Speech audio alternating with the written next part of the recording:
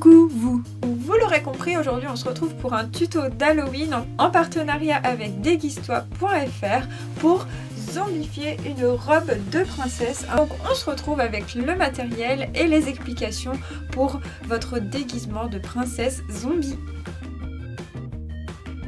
Pour réaliser votre déguisement de princesse zombie, il vous faudra un joli déguisement de princesse. J'ai choisi le déguisement de Cendrillon, du faux sang, du vernis noir et du maquillage. Et enfin, des ciseaux.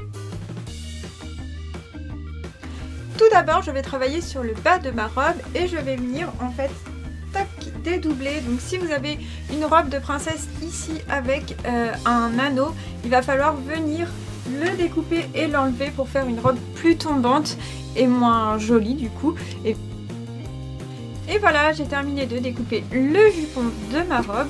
Je vais revenir en prenant encore le bas de la robe.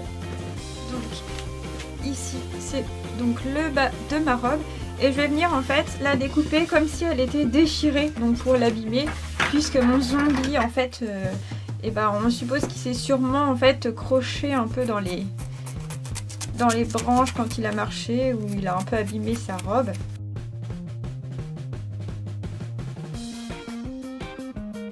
Donc étant donné que moi j'ai des morceaux de tissu qui reviennent ici aussi, je vais venir faire la même chose, je vais venir découper un peu pour faire un effet déchiré ici sur en fait au niveau de la taille, mes petits morceaux de tissu qui reviennent. Ensuite je vais faire quelques trous dans le haut de la robe pour lui donner un aspect un peu plus abîmé encore. Donc maintenant on va venir salir la robe. Donc pour ça, hop, on va mettre du maquillage sur les mains et puis on va venir l'étaler de façon assez uniforme sur la robe pour faire une robe de zombie qui a traîné bien dans les champs.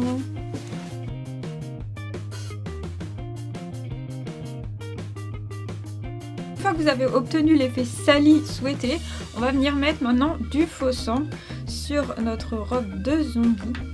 Donc je vais venir en mettre un peu sur mon doigt et l'étaler.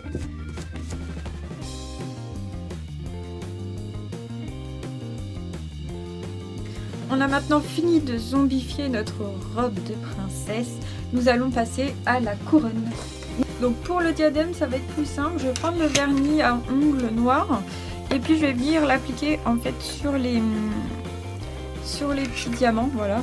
Parce que bleu, c'est vrai que ça fait pas trop Halloween, donc on va mettre du noir sur nos diamants et puis on peut dépasser un peu pour vieillir la couronne sur le reste.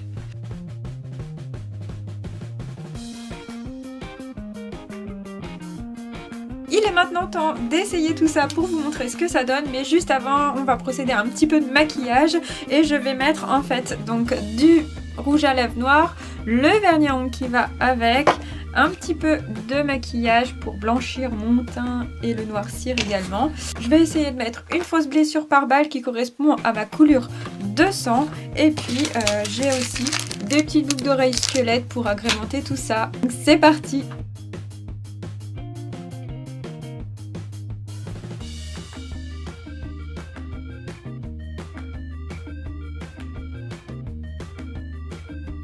Voilà, c'est terminé, j'espère que ça vous a plu et que ça vous a donné des idées pour vos déguisements d'Halloween. Je vous laisse juste 2 secondes avec un petit plan pour voir le déguisement en entier, donc c'est parti.